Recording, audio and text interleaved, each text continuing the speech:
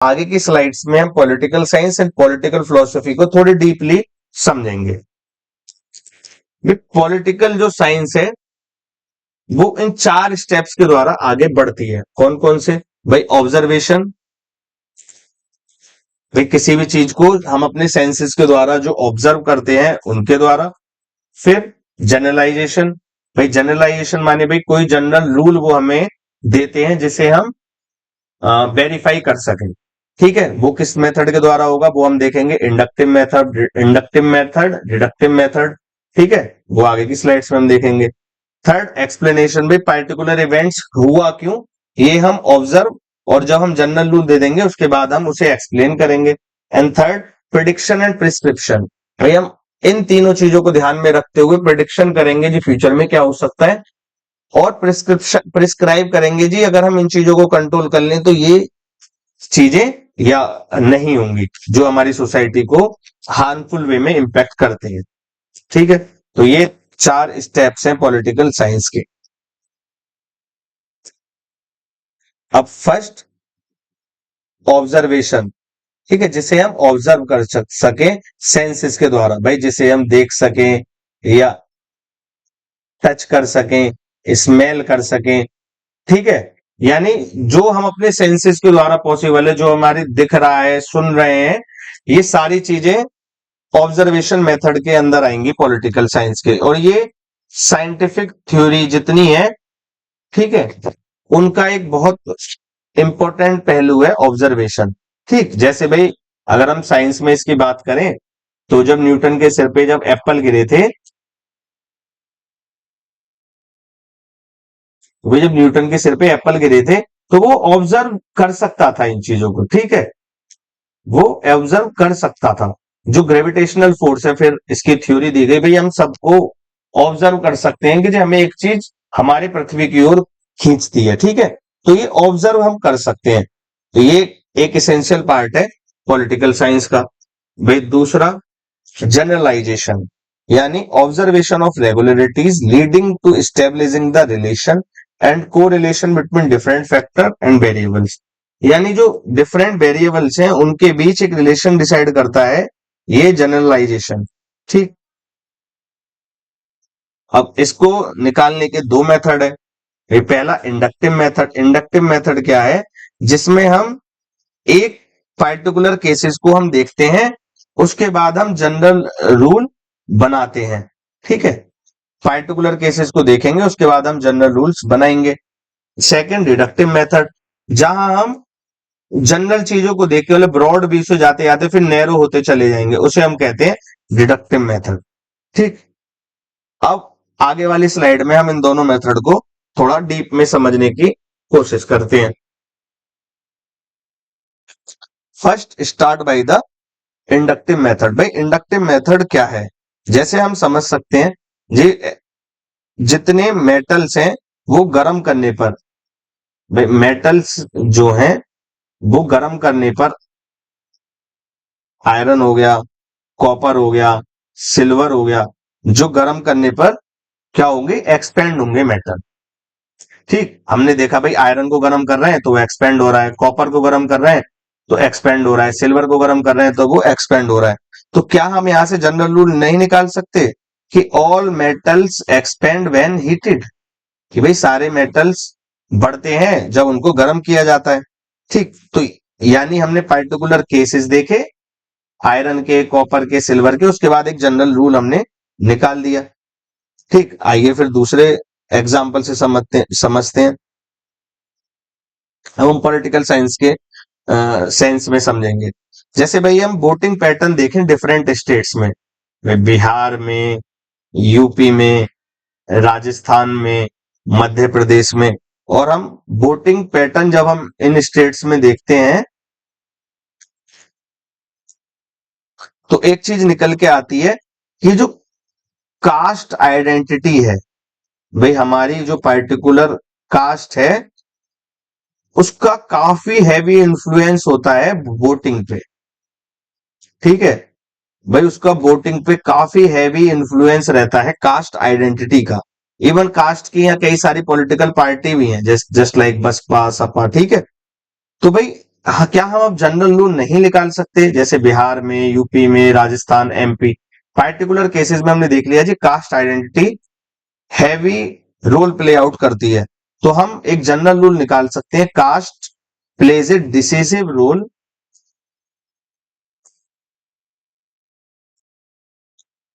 इन Indian electoral politics. ठीक, कि भाई कास्ट एक इंपॉर्टेंट रोल प्ले करती है इंडियन इलेक्शन सिस्टम में, इन चार स्टेट्स को, क्योंकि हमने यहाँ का वोटिंग पैटर्न हमने देख लिया। समझे किस तरीके से पार्टिकुलर से हम जनरल रूल पे जा सकते हैं।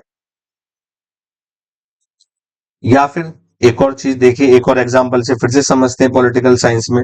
अगर हम पंचायती राज जो इंस्टीट्यूशन है, अगर हम उनकी परफॉर्मेंस इन राज्यों में देखें, भाई केरला में, वेस्ट बंगाल में, राजस्थान में, हम इनकी जो फंक्शनिंग है हम उसको ऑब्जर्व कर रहे हैं, तो हम देखते हैं जहां लोकल इंस्टीट्यूशंस स्ट्रांग है वहां बेटर पब्लिक सर्विस डिलीवरी हो पाती है। तो क्या हम जनरल रूल नहीं निकाल सकते?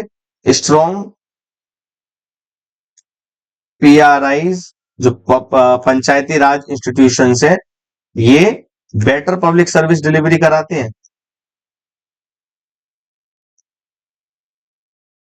ठीक है, तो यहां तक हम समझ चुके कि जी इंडक्टिव मेथड में हम पार्टिकुलर चीजों से फिर हम जनरल रूल एक निकालते हैं।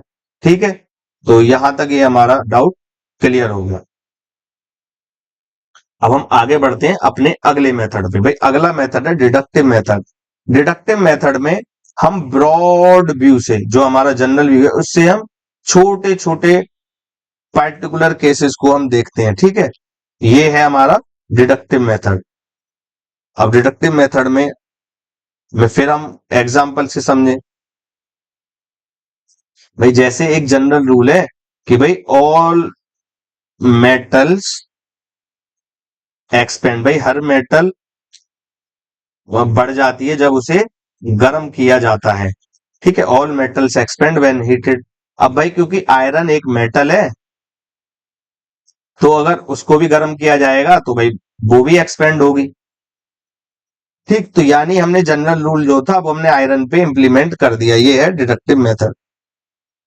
अब हम इसे पॉलिटिकल साइंस के सेंस में हम इसे समझने की कोशिश करेंगे। भाई पॉलिटिकल साइंस में इसका किस तरीके से डिडक्टिव मेथड हम देखते हैं।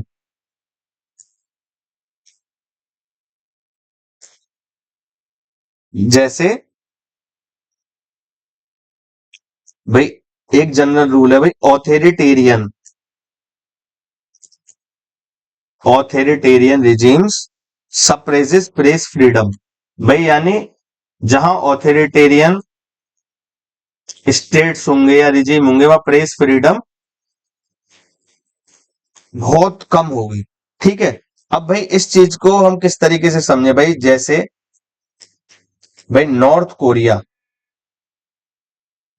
कोरिया क्योंकि एक ऑथोरिटेरियन स्टेट है, तो क्या हम वहां से ये नहीं निकाल सकते भाई नॉर्थ कोरिया में फिर प्रेस फ्रीडम बहुत कम होगी? समझे कि भाई क्योंकि नॉर्थ कोरिया एक ऑथोरिटेरियन स्टेट है, इसलिए अब प्रेस फ्रीडम काफी कम होगी। यहां भी हम जनरल से पार्टिकुलर रूल की तरफ जा रहे हैं। या एक और मेथड से हम समझ सकते हैं, एक और एग्जांपल से समझेंगे फिर एंड करेंगे। जैसे भाई इक्वलिटी ऑफ अपॉर्चुनिटी इसेंशियल है न्याय के लिए। ठीक है, ये किसने बोला था? भाई जॉन रॉल्स ने बोला था, भाई equality of opportunity is essential for justice. तो क्या हम कह सकते हैं जो इंडिया की रिजर्वेशन पॉलिसी है,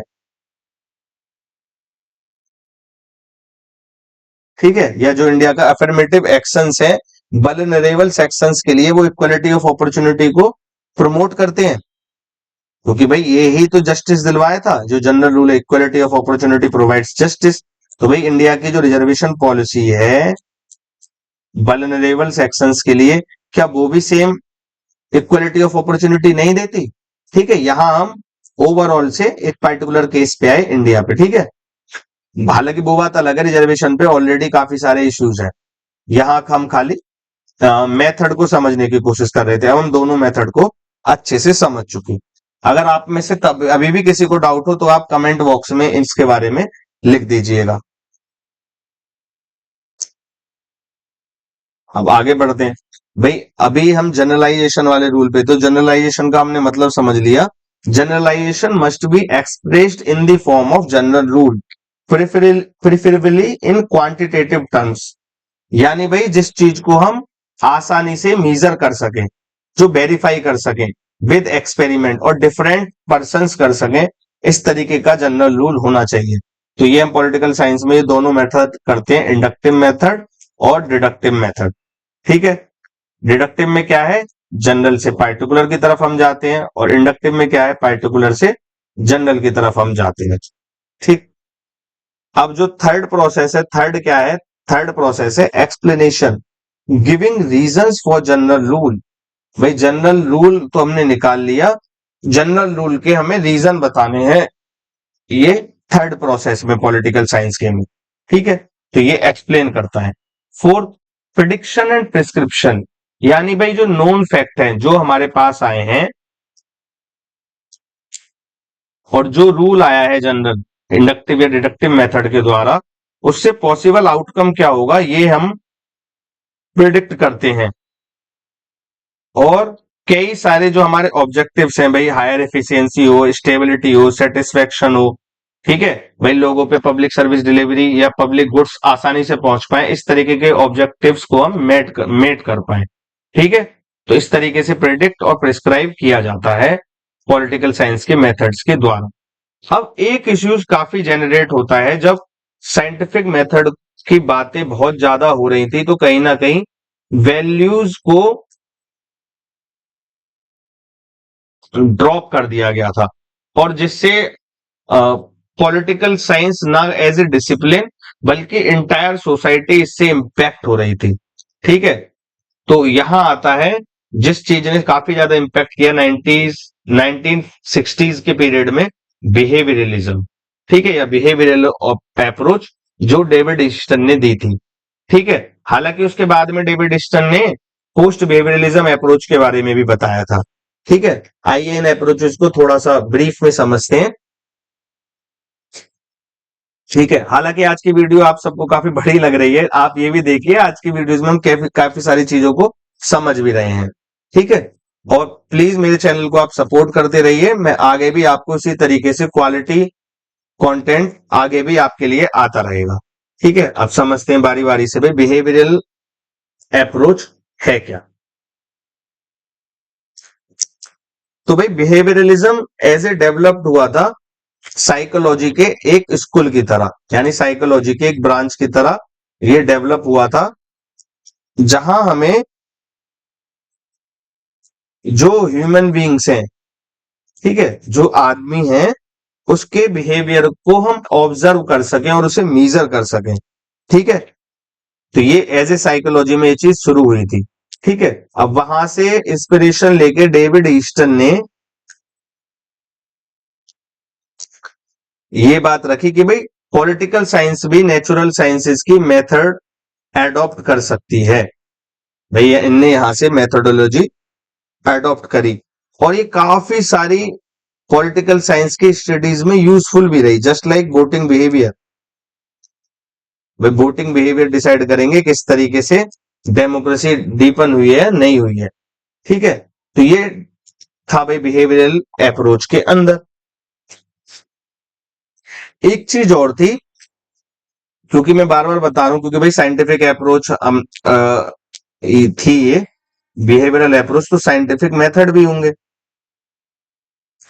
ठीक है, ये जो ह्यूमन बीइंग्स थे उनके एक्चुअल बिहेवियर स्टडी कर रहे थे। ठीक है, ह्यूमन बीइंग्स के एक्चुअल बिहेवियर देख रहे थे, उसके बेसिस पे ये पॉलिटिकल जो भी सिचुएशन थी उसको डिफाइन कर रहे थे, और प्रिस्क्राइब कर रहे थे कि जी आगे किस तरीके से चीजें हमें रोकनी चाहिए, और कई सारी चीजों को प्रिडिक्ट कर रहे थे कि क्योंकि ये पार्टिकुलरली ह्यूमन एक्टर ऐसा है, तो आगे चीजें ये होंगी। कहीं ना कहीं जो फॉर्मल पॉलिटिकल इंस्टीट्यूशंस थे, just like formal political institutions, just like judiciary, legislative assemblies, executive body, भाई इनको ये जस्ट एज ए मानते थे सिस्टम एंड प्रोसेसेस। और इनको इनने साइडलाइन कर दिया था। कहीं ना कहीं ये जो ह्यूमन एक्टर्स हैं उनको ज्यादा तवज्जो ये लोग दे रहे थे, ठीक है, क्योंकि उसे ये साइंटिफिक स्टडी का पार्ट समझते थे। But at the end of the day इस चीज से काफी सारे इश्यूज क्रिएट होने लगे। इवन 1960s के या 1970s के पीरियड में जो वर्ल्ड में फिनोमिना हो रहे थे, इवन बिहेवियरल अप्रोच भी उनको सही से समझा नहीं पा रही थी।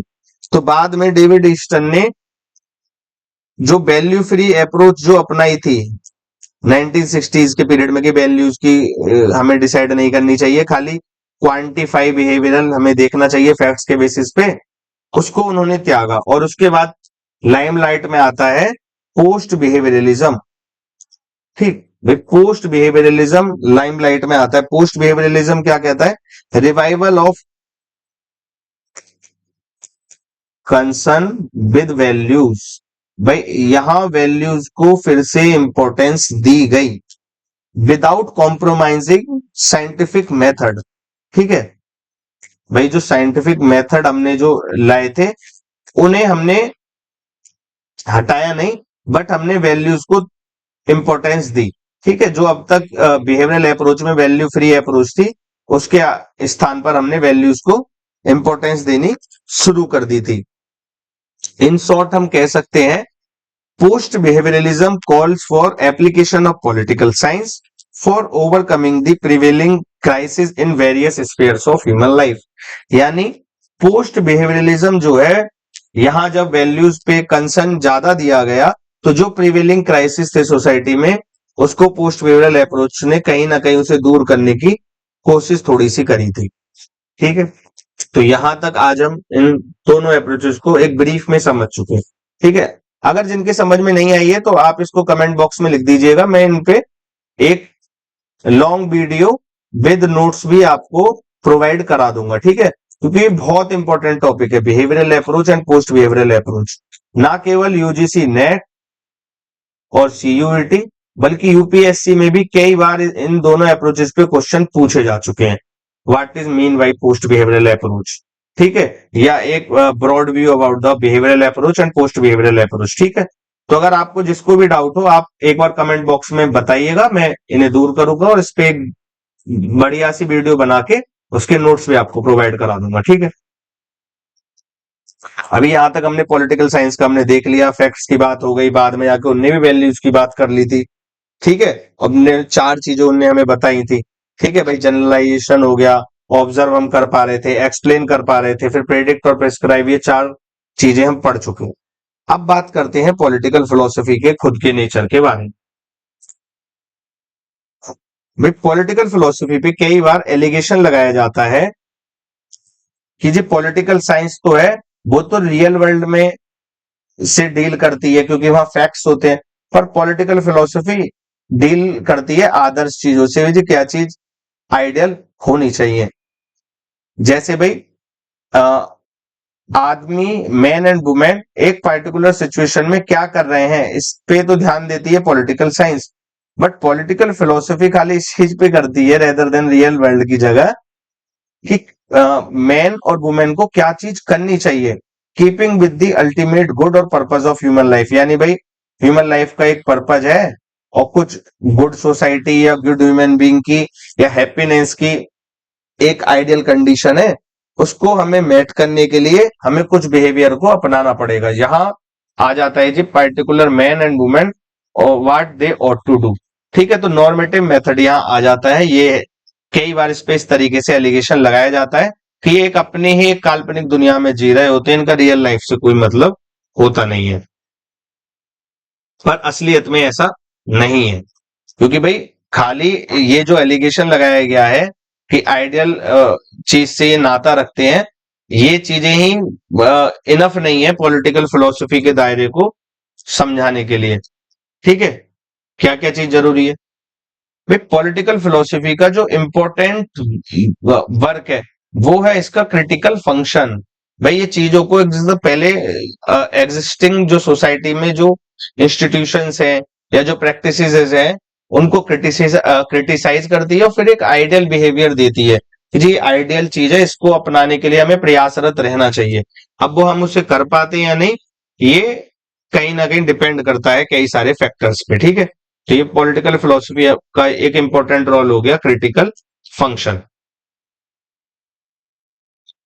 ठीक है, पॉलिटिकल फिलोसफी के दो इंपॉर्टेंट फंक्शन है, कौन कौन से भाई? एक तो बता दिया, एक तो क्रिटिकल फंक्शन, दूसरा क्लेरिफिकेशन ऑफ कॉन्सेप्ट। भाई ये कॉन्सेप्ट को क्लेरिफाई करती है, क्या क्या इनका मतलब है। ठीक है, आइए इन्हें डीप में समझते हैं। स्टार्ट करते हैं पहले फंक्शन से, क्रिटिकल फंक्शन। क्रिटिकल फंक्शन के बारे में डीडी राफेल ने काफी कुछ बोला है। आइए देखते हैं डीडी राफेल जो पॉलिटिकल फिलोसोफर है उनने क्या बोला है। डीडी राफेल ने अपनी famous work problem of political philosophy, उसमें ऑब्जर्व किया कि some classical political philosopher have set out ideal forms of society. भाई उन्होंने एक आदर्श समाज की संकल्पना दी, बट उनका main that was not their central concern. उनका प्राइमरी कंसर्न ये नहीं था, उनका प्राइमरी कंसर्न था इवन इन प्लूटो। ठीक है भाई, जैसे भाई प्लूटो को तो सबसे लोग आदर्श समझते, तो उन्होंने प्लूटो की एग्जांपल से बताया इवन इन प्लूटो क्या है मेन पर्पस था ये पॉलिटिकल थॉट का, टू क्रिटिसाइज एग्जिस्टिंग सोसाइटी। भाई जो उनकी एग्जिस्टिंग सोसाइटी थी, जो एग्जिस्टिंग सर्कमस्टांसेस थे, उसको क्रिटिसाइज करना, and to promote understanding of general social concept such as justice. यानी जो उन्होंने जस्टिस की संकल्पना दी थी। ठीक है भाई, ह्यूमन सोसाइटी में जो ऑर्डर रहना चाहिए, जब हम प्लूटो को पढ़ेंगे तो बताएंगे। भाई उन्होंने एक पर्टिकुलर कॉन्सेप्ट जस्टिस को सही से इंप्लीमेंट करने के लिए उन्होंने एग्जिस्टिंग सोसाइटी को क्रिटिसाइज किया था। ठीक है, इवन प्लूटो डेमोक्रेसी के जो इल फीचर्स हैं उनको भी समझ गए थे कि जी democracy turn out to be mobocracy. ठीक है, तो कहीं ना कहीं एग्जिस्टिंग सोसाइटी को पॉलिटिकल फिलोसोफर क्रिटिसाइज करते हैं जिससे उसे सुधारा जा सके। भाई जैसे मान लीजिए भाई कोई बच्चा बुरी तरीके से फेल हो गया, भाई मान लीजिए उसके 100 में से 18 नंबर आ रहे हैं, और भाई कम से कम पास होने के लिए उसे 40 नंबर लाने हैं।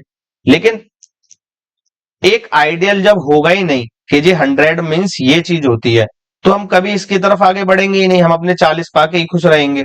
ठीक है, तो कहीं ना कहीं ये आइडियल चीजें देते थे, उसकी तरफ हमें आगे बढ़ना लगातार रहना चाहिए। ठीक है, जिससे ह्यूमन सोसाइटी प्रोग्रेस करती है। ज्यादातर पॉलिटिकल फिलोसोफर का मतलब यही होता है, इसका यही नहीं कि खाली हम उनके वर्ड्स को डिट्टो देख लें। ठीक है, चाहे वो जॉन रॉल्स हो सकते हैं, चाहे वो ऑथोरिटी की जिनने बहुत सारी टाइप्स बताए मैक्स वेबर हो सकते हैं। इनका पार्टिकुलर पर्पस यही था, एग्जिस्टिंग सोसाइटी में जो इल्स हैं उनको क्रिटिसाइज करना और एक आइडियल मॉडल बताना और उसको लगातार पाने के लिए कोशिश करना। ठीक है, ये था। और एक चीज तो है ही भाई, नॉर्मेटिव मेथड में एक चीज क्लियर है, खाली इन्हीं का मेथड सही नहीं हो सकता, हम दूसरे मेथड्स को भी इसमें इंप्लीमेंट या दूसरी जो विचारधाराएं हैं हमें उनको भी स्थान देना पड़ेगा। ठीक है, the fundamental purpose of traditional philosophy has been the critical evaluation of beliefs. यानी जो बिलीफ सिस्टम है उनको क्रिटिसाइज करना ही ये बहुत इंपॉर्टेंट रोल है पॉलिटिकल फिलोसफी का।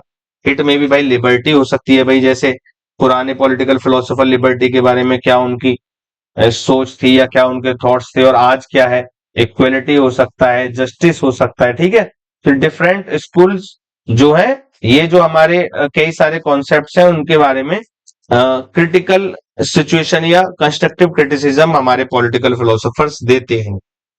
दूसरा इंपॉर्टेंट फंक्शन क्या है? भाई दूसरा इंपॉर्टेंट फंक्शन है, फिलहाल एक टॉपिक आ गया इसे समझते हैं। भाई साइंस वर्सेस फिलोसफी।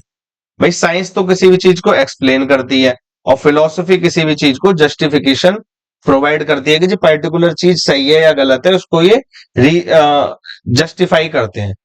ठीक है, पॉलिटिकल साइंस तो एक्सप्लेन करती है, जो जस्टिफिकेशन माने अब क्या। ठीक है, क्योंकि साइंस के बारे में तो हम पॉलिटिकल साइंस में काफी पढ़ चुके हैं। जस्टिफिकेशन का मतलब क्या? Attempt to give rational grounds either for accepting और rejecting the beliefs which are usually taken for granted.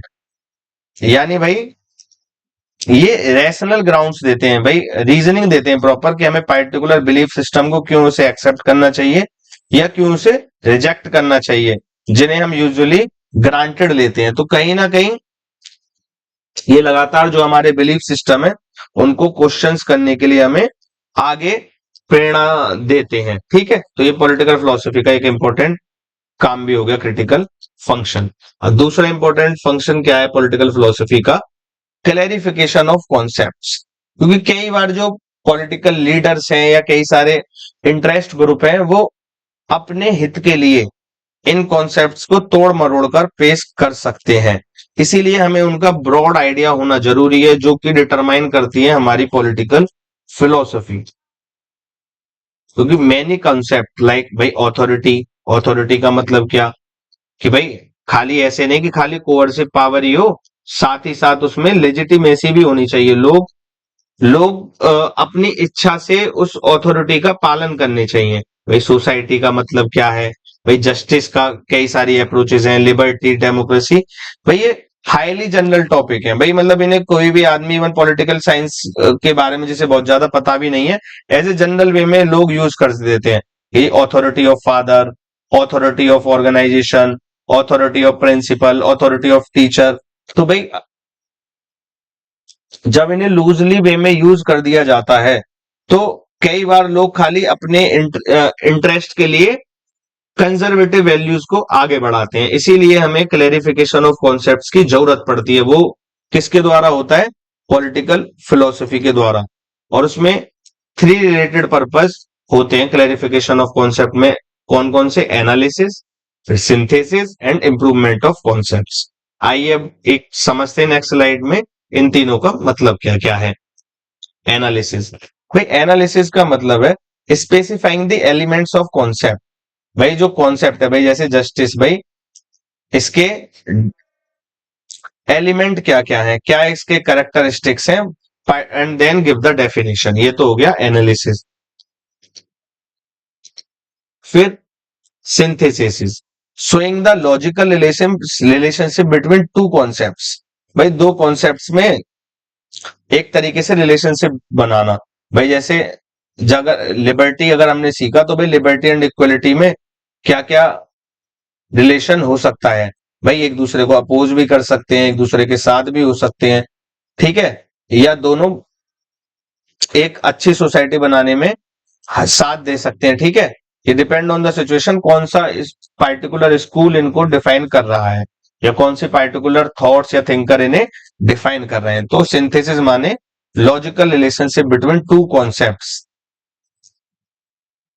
ठीक है, या ये भी हो सकता है भाई जब जब हमें अधिकार तभी मिलेंगे जब हमें कर्तव्य प्राप्त हो। ठीक है, तो कई बार टोटलिटेरियन स्टेट्स इस तरीके से चीजों को ट्विक कर सकते हैं। तो ये एनालिसिस और सिंथेसिस, ये दो चीजें हम समझ गए। And third, improvement of concept. तो जो पर्टिकुलर कंडीशन या जो पर्टिकुलर कॉन्टेक्स्ट हो, उसके हिसाब से फिर हम चीज जो कॉन्सेप्ट है हम उसको रिफाइन करते हैं।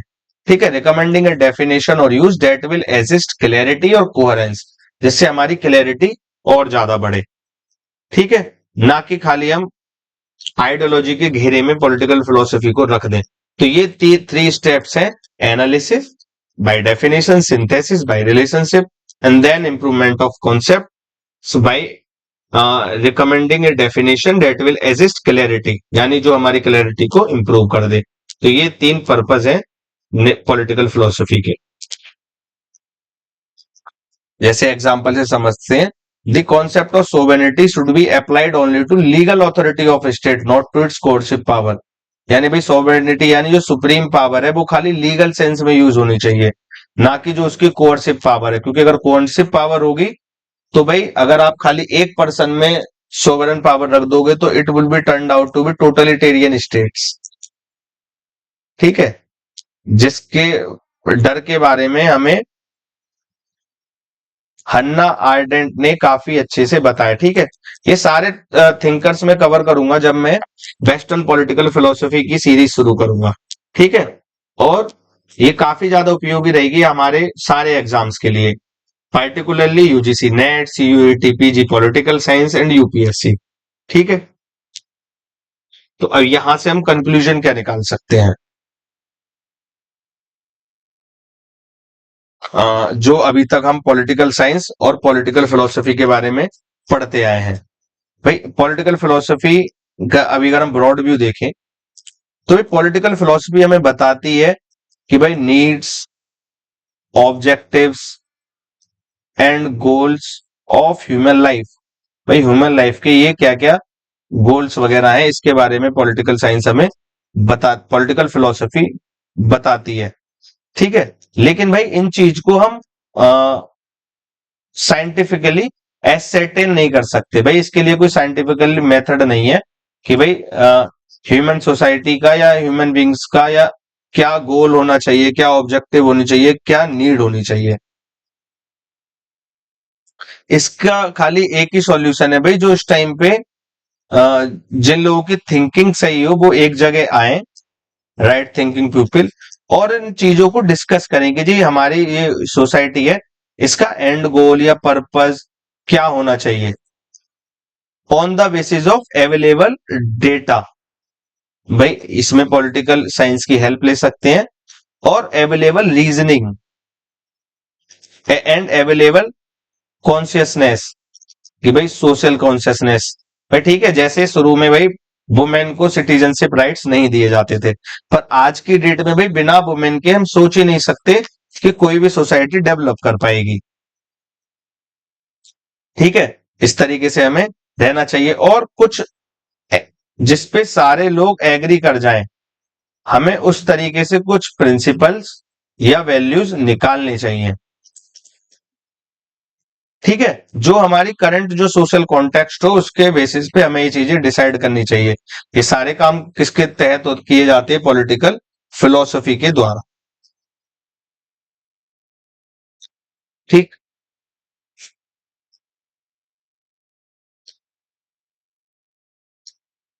तो अब समझते हैं, the search for values and a critical review of our position is an on going process. यानी भाई वैल्यूज की सर्च करना और इनकी रिव्यू क्रिटिकल वे में करना, ये लगातार प्रोसेस है जो कंटिन्यू रहता है, which justifying the continuing pursuit of political philosophy, जो जस्टिफाई करता है कि पॉलिटिकल फिलोसफी का लगातार रिलीवेंस में रहना कितना इंपॉर्टेंट है, हमें पॉलिटिकल फिलोसफी को क्यों इतनी महत्ता देनी चाहिए। Political philosophy itself arose from a critical reflection of political activity which existing long before the advent of political philosophy। यानी भाई पॉलिटिकल फिलोसफी जो है, जो पॉलिटिकल एक्टिविटीज है, उसके क्रिटिकल रिफ्लेक्शन से पैदा हुई है। ठीक है, जो even political philosophy as a discipline में आने से पहले ही मौजूद थी। जैसे मैंने आपको एग्जांपल दिया था प्लेटो का, ठीक है, या सोक्रेटिस का दिया था, या अरिस्टोटल का हमने दिया था, कि भाई किस तरीके से वो अपने टाइम के सोशल इल्स को क्रिटिसाइज करना चाहते थे by giving the ideal definition and ideal concepts. ठीक,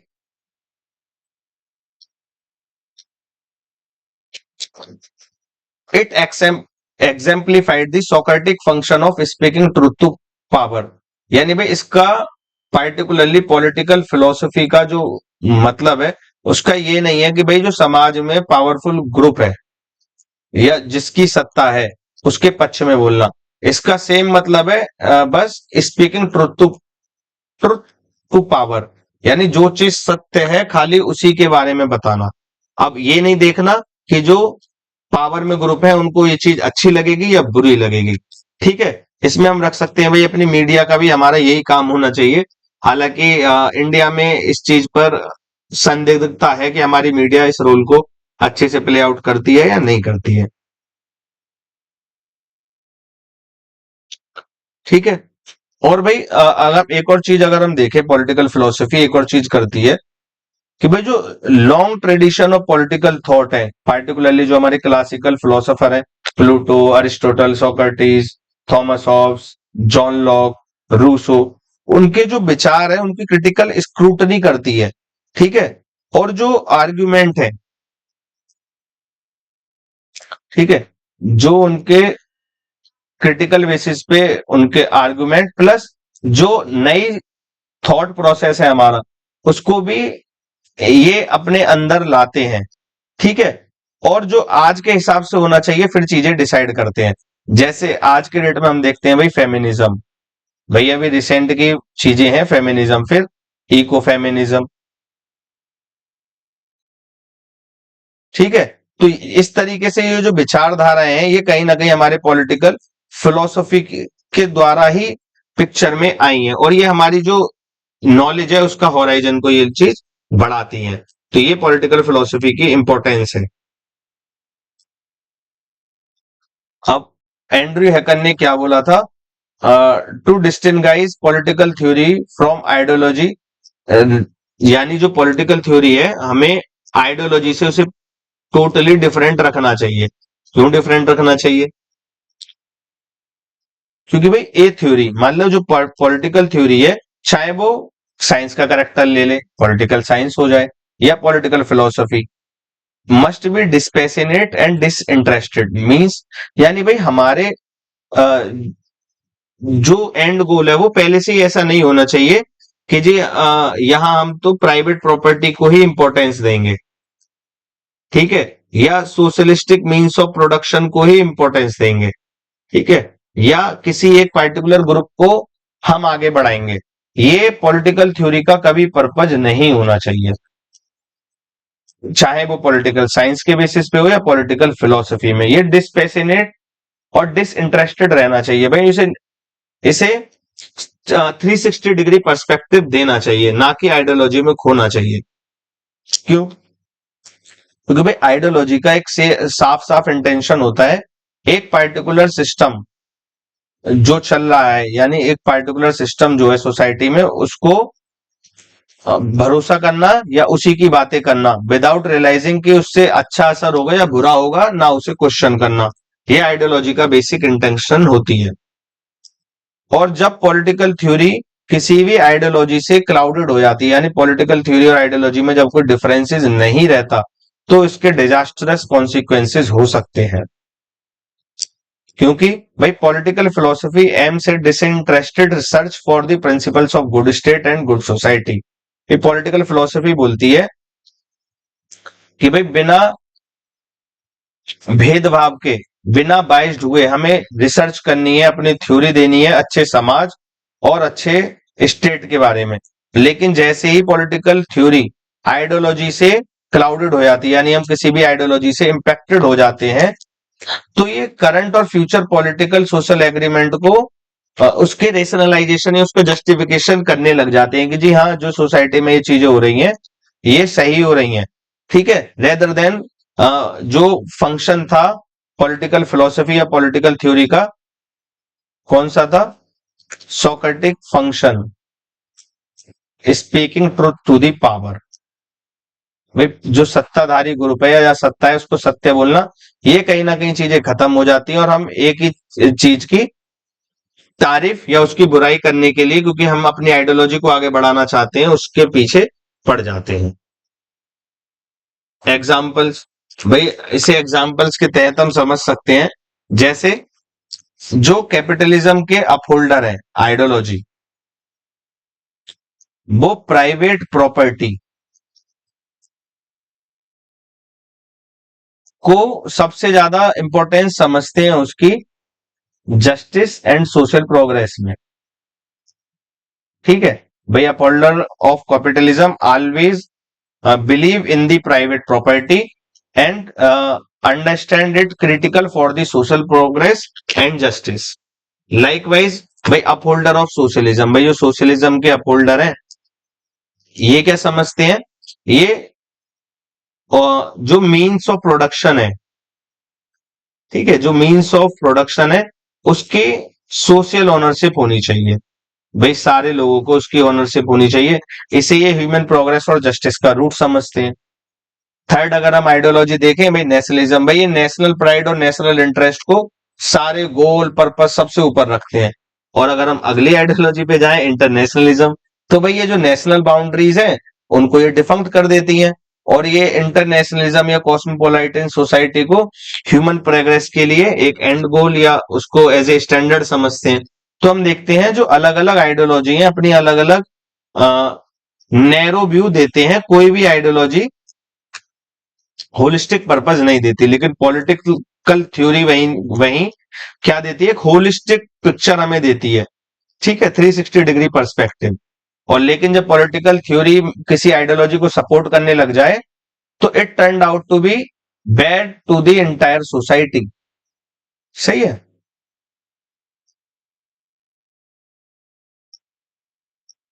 अब जैसे समझते हैं, all ideologies are bias toward partition and, भाई कुछ ना कुछ भेदभाव करती है। Any such biases obstruct our search for truth. Political science determined disinterested search for knowledge. यानी भाई हमें बिना किसी बाइज्ड हुए हमें अपनी सर्च को कंटिन्यू करना चाहिए, क्योंकि ideology focuses on selected part of social and political reality and gives it distorted description as well as explanation. जैसा मैंने आपको बता दिया, एक नैरो व्यूज रखते हैं और डिस्टॉर्टेड पिक्चर हमारे सामने आइडियोलॉजी लाती है।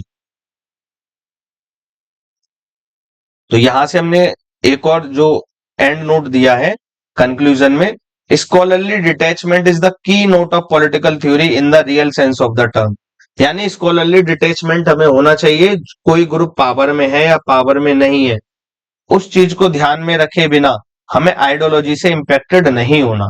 स्कॉलरली डिटैचमेंट ये एक प्राइमरी रूट है, ठीक है। लेकिन ज्यादातर स्कॉलर्स हैं या पॉलिटिकल साइंटिस्ट हैं, कहीं ना कहीं अपने सोसाइटी या कॉन्टेक्स्ट या व्यूज से इम्पैक्टेड हो ही जाते हैं, ठीक है। तो ये भी एक तरीके से एक जो बताया कि जी आइडियल चीजें दी जाती हैं ताकि हम एक चीज तक पहुंच सके ना, और आइडियल चीज को पाने के लिए हमेशा प्रयासरत रहें। Scholarly detachment is essential for the real political theory. तो आज हम पॉलिटिकल थ्योरी को काफी डीप में समझ चुके। Political theory, political science, political philosophy, जैसा कि मैंने आपको वीडियो के शुरू में बोला था। फिर मेरे चैनल को आप सपोर्ट करिए, मैं आगे भी आपके लिए क्वालिटी कंटेंट लाता रहूंगा। और अगर आपको कहीं भी किसी भी टॉपिक में जो आज की वीडियो में डाउट आया है, आप इसको कमेंट सेक्शन में लिख सकते हैं और मैं इन नोट्स को अपने टेलीग्राम चैनल पे भी डाल दूंगा, वहां आप इनको आसानी से एक्सेस कर सकते हैं। और एक और चीज जो मैं बता रहा था, जो मेरा नेक्स्ट वीडियो का टॉपिक रहेगा, ये बहुत इंपॉर्टेंट टॉपिक है भाई। ये मानिए यूजीसी नेट और यूपीएससी उनमें तो बहुत ज्यादा बार ये पूछा गया है। कौन सा टॉपिक है भाई? Decline of political theory. भाई पॉलिटिकल थ्योरी का डिक्लाइन क्यों? रिसर्जेंस ऑफ पॉलिटिकल थ्योरी, भाई किस तरीके से जो पॉलिटिकल एक्सपर्ट्स थे फिर पॉलिटिकल थ्योरी का रिसर्जेंस हुआ, और पॉलिटिकल थ्योरी के कंटेम्परेरी ट्रेंड्स क्या चल रहे हैं, ठीक। ये ना जाने कितनी बार ये क्वेश्चन पूछा गया है, ठीक है। और as a general foundation buildup के लिए भी हमें जरूरी है किस तरीके से पॉलिटिकल थ्योरी का डिक्लाइन हुआ, ठीक है। तो ये मेरी नेक्स्ट वीडियो का ये टॉपिक रहेगा। अब यहां तक आपने मेरी वीडियो देखी, इसके लिए थैंक यू सो मच। और मेरे चैनल को सब्सक्राइब कीजिए और मेरी वीडियो को लाइक कीजिए। Thank you guys.